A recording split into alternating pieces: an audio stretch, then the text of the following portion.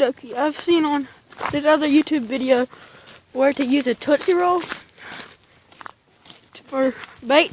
So the trap that I showed you on my last video, I'm gonna set it in my feed room. See, I have a lot of animals, but we have mice problems, so I'm gonna set it and see what we catch. Let's see here. Normally I can walk in on mice. Guess there's none in here right now. Okay, so I'm gonna turn around and set this trap. Right.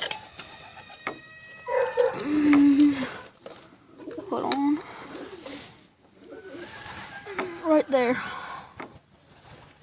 And we'll get back to you.